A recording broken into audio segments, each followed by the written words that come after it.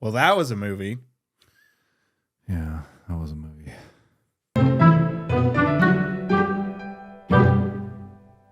Hello, everybody, and welcome back to the show. We are back at it again. We are reviewing Sony's newest superhero installment into the Spider-Man Sony universe, Madam Web.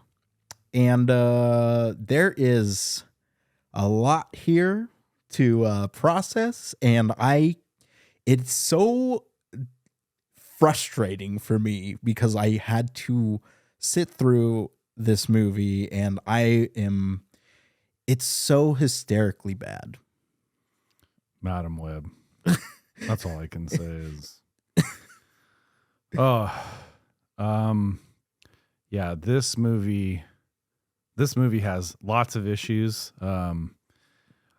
We'll go into that later into the episode, but yes, this movie was terrible. And yeah.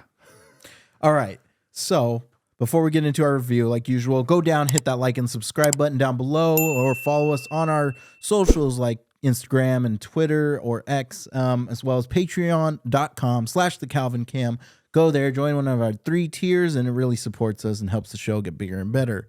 So back into it. Madam Web is about Cassandra Webb, and Madam Web is a New York metropolis paramedic who begins to demonstrate signs of clairvoyance, forced to challenge revelations about her former. She needs to safeguard 3 young women from a deadly adversary who wants to destroy them. Ezekiel Sims. Madam Web is it's a hot mess. It's a hot mess. There's a lot of potential here, especially knowing the character as somebody who loves Spider-Man so much. I love Spider-Man and know so much about Spider-Man. I just am so infuriated with this execution of a film. Like, I think this is just probably one of the worst movies I've ever seen in my life. It's definitely in the top of one of the worst superhero movies ever made, like by far. I was about to say you have more experience in watching all the MCU movies. You knowing the Spider-Man universe better than I do. Going into this movie, this is not a good way to introduce this universe to like someone that doesn't know anything about the Spider-Man part of the Marvel universe. This was a horrible representation and depiction of it. Like,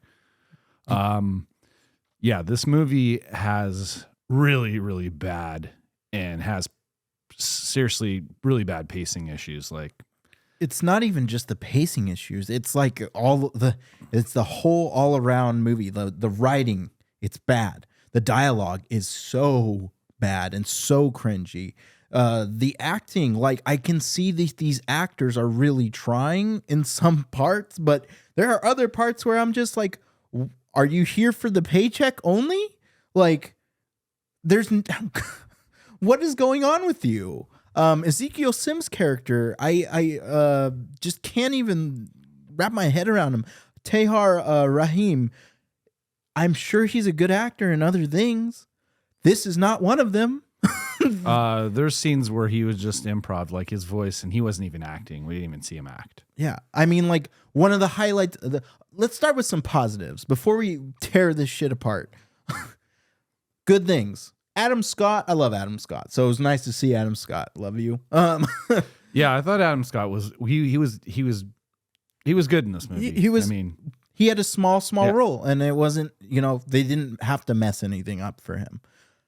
Mike Epps, I didn't expect to see him, so that was cool seeing him as well. And obviously, like other leads, like Emma Roberts, I thought that was cool. But to go along with their characters, I just don't understand why they introduced these characters in correlation with Peter Parker or Spider-Man, because it just doesn't make sense of like, if you're going to have this movie about Madam Web and you know that she's related to Spider-Man, you either go all in on a Spider-Man story or you just like have better Easter egg tie-ins, because this side character plot with Uncle Ben and Mary Parker just it goes nowhere. It's nothing. It doesn't really matter. And Yeah, for this being a Madam Web movie, like this is an origin story about this character, and I feel like the first 5 minutes of this movie was rushed, like with the betrayal of her mom and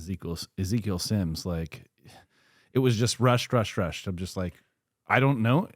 You're giving me something, but you're really not giving me enough. And the cuts and the edits of this movie are just so like jumpy and all over the place. If I were if the general public and like I didn't know about these characters already, I would have no idea what's going on. And that in terms of being a viewer of this, being new to the MCU universe and the stories behind the characters, I told Calvin I'm completely lost in this movie. Yeah, I mean, like we were the only two in the theater, and it was just like, what is happening? What is this movie? There was a part in the movie where I literally screamed because I was just like, oh my God, why is this so bad? Like, why is this so frustratingly bad? It was a part where they mess up the line that they do in every Spider-Man movie. With great power comes great responsibility. It has never been done right except for in the original Sam Raimi Spider-Man movies. Every other time, it's always jumbled. It's always messed up. We're trying to be different. Stop it. Say the line the way that it was meant to be said. This one is with responsibility, great power will come, or something like that. And I just I lost it. I can't even believe it's everything about this movie is just not it. It's not it. I went in with low expectations and somehow was even disappointed by my low expectations. Yeah, the presentation. I get what you were telling me about earlier about how they were depicting the time variance and the cycles. Like I really thought that they were depicted poorly. Like Yeah. they were just. I kind of was lost in some of them, the way they were trying to portray them. They make no sense, and they're just like there are certain decisions in this movie that have, I think, everything to do with the dialogue and the writing, and like the diner scene when they jump on the table and when they're listening to Britney Spears' "Toxic." I was like, what diner would be okay with that? What diner would be okay with that? Guarantee you they'd be like, get down off that table. We're calling the cops. We're kicking you kids out of here. Like there's no like I mean, there's so many things about this movie. I mean, even the end sequence in the fireworks, like the fireworks warehouse, is just. I just had the face palm. It's just like we saw a single fucking firework blow up a helicopter. A single rocket firework blow up a helicopter. I know fireworks are gunpowder and they pack a big punch. Sometimes, not that. Also, how it blew up the wall too. That was just like why? In a perfectly sized human hole for them to all get through. Like not even like a random like disoriented like hole, just like a literally like perfect walkway hole. Yeah. It's really, really hard to talk about this movie. I know going into this, I had no idea about this character, and I was going to see an origin story about this character, and I got none of that. Exactly. You still really don't know, do you? No, I don't. Exactly. I actually think I should go read one of the comics. If I know there is comics. I have to actually go and read one of these because it was just poorly depicted. It was really, really hard to watch this movie. Morbius is better. We haven't got to Morbius yet. No. But yeah, there are some sheds of light to this movie, maybe not, but I thought that Madam Web's ability, like her foreseeing the future, like the way that were depicted, like when she saved the guy from the car and she goes into the water, so you see the visions there, and then at the end when she saves the three, like that part was cool. I thought that was depicted cool. I did too. There were some scenes where Ezekiel Sims, there was times where he's moving like in the diner and it was like a flip of the camera, like the perspective. So that was kind of cool, but he's on the ground and then he's on the ceiling. And I thought that was cool too. And I think that's about it. There's not much to it. No. There's not much it's a lot of frustration, and I apologize. I apologize, everybody, but like, if you are looking to get something good out of this movie, you're not going to. I guarantee it. Like, this movie is laughably bad, and I just can't describe, especially as a Spider-Man fan, of just how disappointed I am with this. They had every Spider-Man character in comics has a really great story behind him or her, and it's just poorly done. It's another example of why my faith in the Sonyverse of Spider-Man is just going downhill. I'm already worried about Kraven the Hunter, and now I'm even more worried about Kraven the Hunter. And I'm just like, stop hiding Spider-Man. Stop hiding him from these movies. Tie him into these things. I know this movie had bad production decisions made. I know there was a rewrite of the entire script. I know they promised Dakota Johnson that she was going to be a part of the MCU, and this is loosely connected, but not even, because they took those scenes out, as well as they took the after credit scenes out because of the performance of this movie is so bad. And it's just, there's a lot here.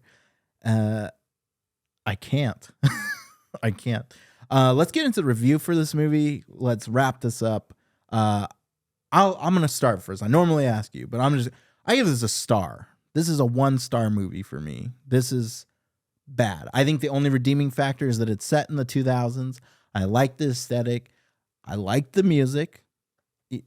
I just, and the couple of shots here and there, as well as the powers. But I think it only sums it up to 1 star. This is not a good movie. I'll probably watch it again, but I'm not going to look forward to it. Anthony, what do you think? It's hard. I'll give it a little more, like a 1.5 star. Yeah, this movie was poorly paced.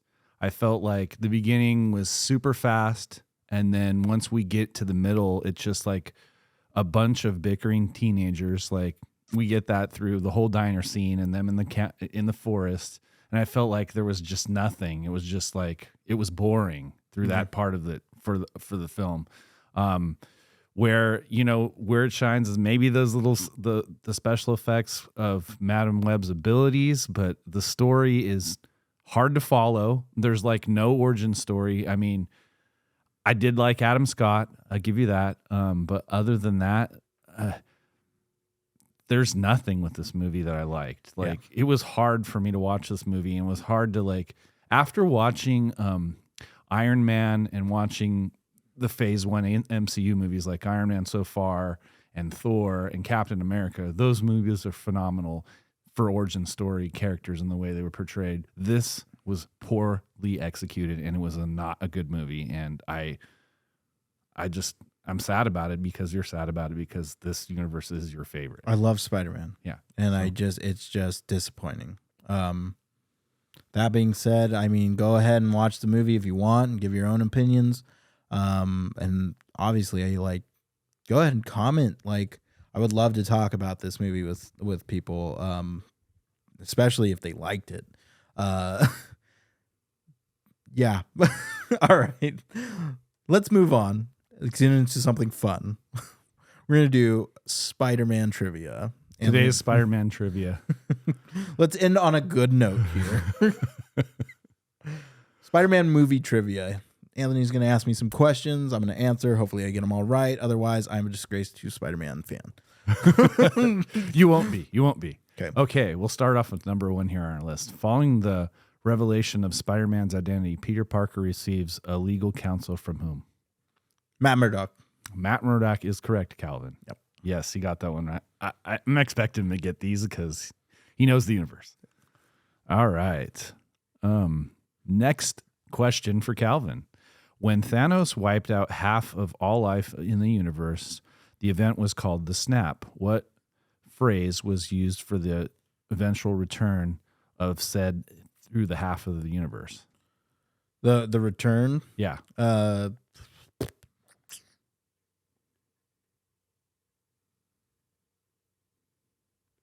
Is it the Dusted or It's the Blip. the Blip? That's well, I got it wrong, but yeah. I mean, maybe because he's frustrated right now. I can't think. No, that's okay. that's like He's frustrated with Madam Web. I'm pretty heated still. So Okay, next question. What city is the primary location of the movie for Spider-Man, most of the universe? New York. New York. I mean- is the answer. I mean, that's just so many superheroes that are all based in New York. Yeah. It's funny. I kind of figured it'd be an easy one for redemption here. In a cage fighting match in the movie Spider-Man, who was the man Peter Parker fought? Bonesaw. Bonesaw is correct, Calvin. Yeah. I It got don't you know for if I can get some hard ones here for Calvin. I got you for 3 minutes. 3 minutes of playtime. Okay. I don't know. He's going to know most of these. What type of job did Adrian Toomes have before the government took over? He was like a scrapper pretty much. Like he would what he did was he took wreckage from the Battle of New York with the Avengers and the T'Chari. And he tried to, repurpose fallen tech and stuff. Okay. I don't know if that's the right answer, but I know that's what he did. Like, I mean, you're on the right track. is there like a actual title for his job? No. What was it? He owned a salvage company. Oh, well, scrapper, Yeah, salvage. scrapper. Yeah. Trying to get you to actually say salvage. Yeah. All right. How many do we have time for? Let's do 2 more. You want to do 2 more? Let's do Let me 2 more. find some questions. Actually, here. let's do 3 more. We'll get you for 3 minutes. Okay, 3 more. All right. Let's go down the list here. Who was the first to discover that Peter Parker is Spider-Man? In what? It doesn't say what. Maybe just Spider-Man? Well, if it's in the Tobey Maguire movies, it's the Green Goblin. So, if it's, let's see, the Andrew Garfield movies, it's Emma Stone. So it's Gwen Stacy. And if it's Tom Holland's movies, it's Ned. So Tom Holland's movie? Ned? Yeah. Ned is correct. yeah. Okay, 2 more for Calvin. Who made the suit Peter wore for the most of the movie in Spider-Man Homecoming? Tony Stark. Tony Stark is correct. All right, last one. Let me get a good one. Let's see if I can find one for him. Yeah, he's going to know that one. He's going to know this one. I love Spider-Man. I've read a lot of comics. Okay, So. we'll go with this one. What is the acronym attributed to Tony Stark's high-tech glasses? Edie. Yep, Yep. you are correct. I have a pair of those glasses at home. Damn it. Anyways, that is all the Marvel Spider-Man trivia for this episode. Yeah. All right, everyone. Well, like I said before, we're doing a giveaway. So if we hit 200 subscribers, we are going to do a giveaway. For every 100 subscribers after that, we're going to do a giveaway up to 1,000 subscribers. So when we hit 1,000 subscribers, we'll probably do a bigger giveaway. But yeah, for every 100 until then, we will be doing a giveaway. We will announce what those are on our socials. So look out for us. Go follow us, like I said earlier. And yeah, we'll tell you how to win. Yeah. We're currently at 191. And yeah, thank you everyone for watching and supporting the channel up to this point. We really appreciate it. And we'll see you on the next episode. All right. Take care, everyone. Thank you all so much for tuning into the Calvin Cam podcast. We appreciate you all so very, very much. And if you like us, hit that like and subscribe button down below. It really helps us out. As well as you can go over to our social media platforms like Instagram or X and follow us over there. We like to communicate and build our community up. As well as you could also go to patreon.com/thecalvincam and join one of our 3 tiers that we offer. We offer a couple of different benefits per tier, and it's good stuff. And it would really, really help us, and we'd really appreciate it, of course. So thank you all so much for tuning in, and we'll catch you later.